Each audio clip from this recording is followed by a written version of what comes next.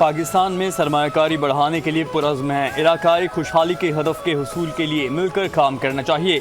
سعودی وزیر سرمایہ کاری خالد بن عبدالعزیز الفالح کا پاکستان سعودی عرب بزنس فورم سے خطاب۔ کہتے ہیں مشرق وسطی اور جنوبی ایشیا کے خطوں میں ترقی کے وسیع امکانات ہیں۔ دونوں ممالک کی باہمی تجارت میں نمایاں اضافہ ہوا ہے۔ تجارت بڑھانے کے لیے جغرافیائی قربت کا فائدہ اٹھانا چاہیے۔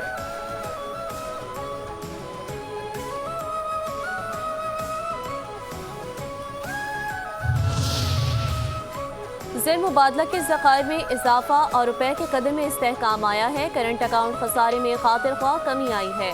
مہنگائی کی شرح بھی سنگل ڈیجٹ میں آ چکی، توقع ہے شرح سود میں مزید کمی ہوگی۔ معاشی سرگرمیاں بحال ہوں گی۔ وفاقی وزیر محمد اورنگزیب کا پاکستان سعودی عرب بزنس فورم سے خطاب۔ کہتے ہیں معاشی اصلاحات کی بہتری کے لیے کام کر رہے ہیں اور مائکرو اکنامک اسٹیبلٹی کے لیے کام کیا ہے۔ معاشی محاذ پر بہترین پوزیشن میں آ گئے ہیں۔ حکومت کا کام کاروبار کرنا نہیں، کاروبار کے لیے سہولیات فراہم کرنا ہے۔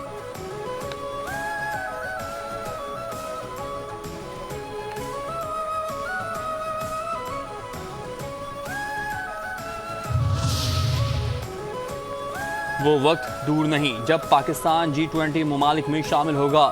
پاک سعودی عرب اسٹریٹجک شراکت داری نئے دور میں داخل ہو گئی ہے۔ اقتصادی بحالی کے ایجنڈے کے مثبت نتائج برآمد ہوں گے۔ نائب وزیر اعظم اسحاق ڈار کا پاکستان سعودی عرب بزنس فورم سے خطاب۔ کہتے ہیں پاکستان کی معیشت پائیدار ترقی کی راہ پر گامزن ہے۔ پاکستان میں غیر ملکی سرمایہ کاری کے لیے سازگار ماحول موجود ہے۔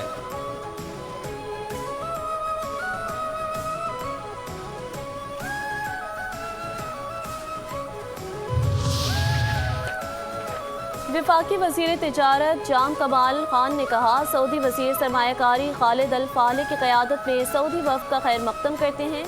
پاکستان سعودی مارکیٹ میں اپنی موجودگی بڑھانا چاہتا ہے۔ سعودی عرب پاکستان کے لیے اہم تجارتی شراکت دار ہے۔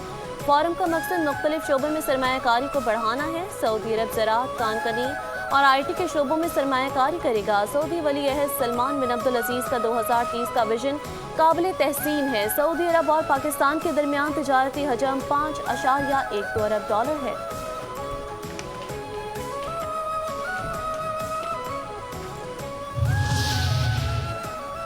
دوست ممالک کے سرمایہ کاروں کو سہولیات فراہم کریں گے۔ سعودی عرب پاکستان میں سیاحت کے مواقع سے استفادہ کر سکتا ہے۔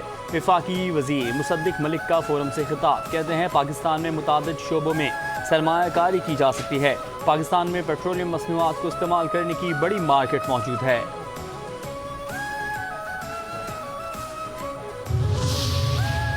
صدر مملکت آصف زرداری سے سعودی وفد کی ملاقات۔ مختلف شعبوں میں تعاون بڑھانے پر اتفاق۔ صدر آصف علی زرداری کا ہر مشکل وقت میں ساتھ دینے پر سعودی عرب سے اظہار تشکر۔ کہتے ہیں دونوں ممالک کو خطے اور اسلامی دنیا کے خوشحال اور پرامن مستقبل کی تعمیر کے لیے کام کرنا چاہیے۔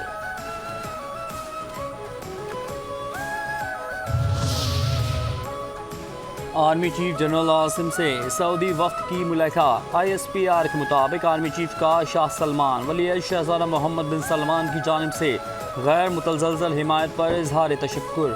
کہتے ہیں سعودی کاروباری وفد کی دونوں ملکوں کے برادرانہ تعلقات کا ثبوت ہے۔ پاکستان سعودی عرب کے ساتھ تعلقات کو بہت اہمیت دیتا ہے۔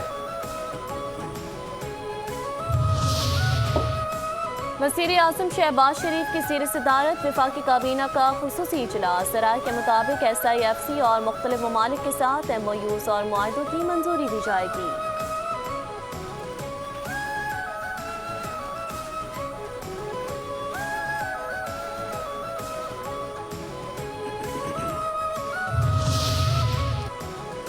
اسلام آباد ہائی کورٹ نے KP ہاؤس اسلام آباد کو ڈی سیل کرنے کا حکم دے دیا۔ KP ہاؤس اسلام آباد کو ڈی سیل کرنے کی درخواست پر سماعت کے دوران چیف جسٹس نے ریمارکس دیے کہ ایک صوبے کا ہاؤس ہے، سیل کرنا شرمندگی والا کام ہے۔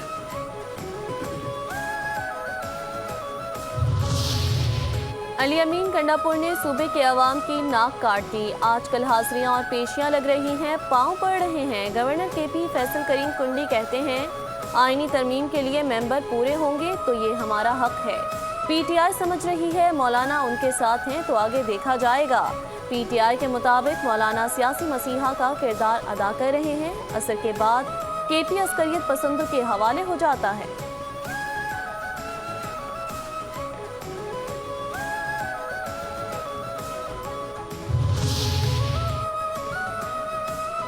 کارساز حادثے کی ملزمہ نتاشا پر آئندہ سماعت پر فرد جرم عائد کیے جانے کا امکان، ملزمہ شوہر کے ہمراہ ماسک لگا کر عدالت میں پیش، جوڈیشل مجسٹریٹ شرکی کا ملزمہ کو حاضری یقینی بنانے کا حکم، ملزمہ کو مقدمے کی نقول فراہم کر دی گئیں، سماعت 22 اکتوبر تک ملتوی۔ کراچی کے علاقے گلبر قبائل کالونی میں 3 سالہ بچی کا بہیمانہ قتل، آمنہ کے قتل میں پڑوسی ملوث نکلا، ملزم گرفتار، پولیس کے مطابق ملزم رکشہ ڈرائیور ہے۔ صبح سویرے بچی کو اغوا کر کے قتل کیا، بچی سے زیادتی ہوئی یا نہیں میڈیکل رپورٹ کے بعد واضح ہوگا۔ آمنہ 6 بہن بھائیوں میں سب سے چھوٹی تھی، والد عمرے کی ادائیگی کے لیے سعودی عرب میں ہیں۔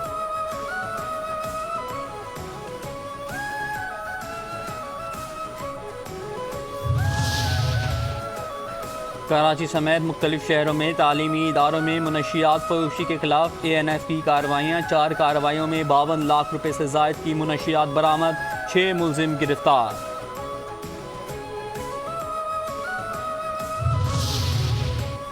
کراچی کے علاقے فخر الدین ولی کا روڈ سائٹ میں کسٹم انفورسمنٹ کی کارروائی، گودام پر چھاپا، 43 ٹن سے زائد ایرانی خشک دودھ برآمد، ایرانی دودھ کی مالیت 5 کروڑ 20 لاکھ روپے ہے، مقدمہ درج۔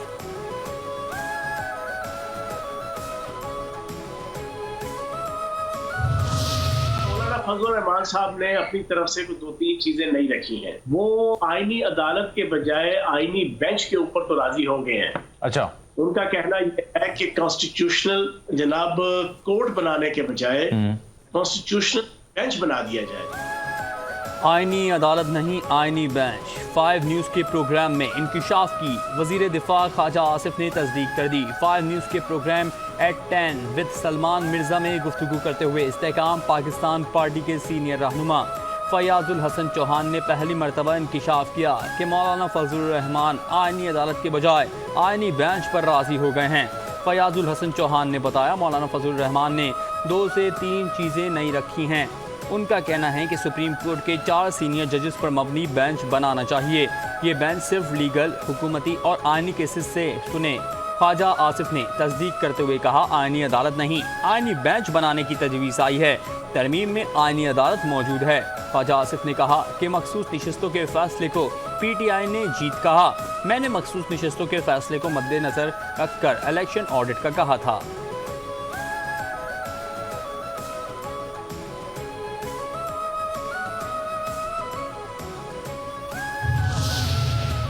ہماری طرف سے آئینی ترمیم کے لیے کوئی ڈیڈ لائن نہیں، حکومت کے لیے ہو سکتی ہے۔ اسلام آباد میں بلاول بھٹو زرداری کی صحافیوں سے گفتگو، حکومت کے پاس ضمیر پر ووٹ لینے کا آپشن موجود ہے، اس کے باوجود اتفاق رائے کی کوشش کی جا رہی ہے۔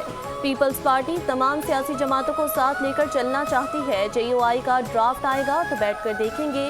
ایوان صدر میں 5 بڑے بیٹھے تھے تو یقینی طور پر سنجیدہ بات ہوئی ہوگی۔ بانی PTI اور ان کی جماعت کو ہر ایشو پر موقع دیا، انہوں نے غیر سنجیدگی دکھائی۔ بانی PTI آج بھی سیاستدانوں سے نہیں اسٹیبلشمنٹ سے بات کرنا چاہتے ہیں، مجھے تو بانی PTI کا کوئی سیاسی مستقبل نظر نہیں آتا۔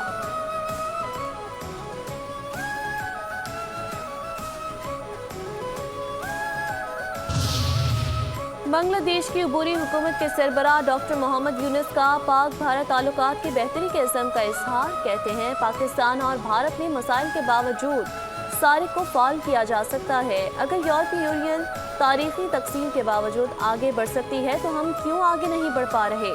اور کچھ نہیں کر سکتے تو بھی دکھاوے کے لیے ہی صحیح، سارق ممالک کے سربراہان اتحاد کے اظہار کے لیے جمع ہو کر ایک تصویر تو کھنچوا سکتے ہیں۔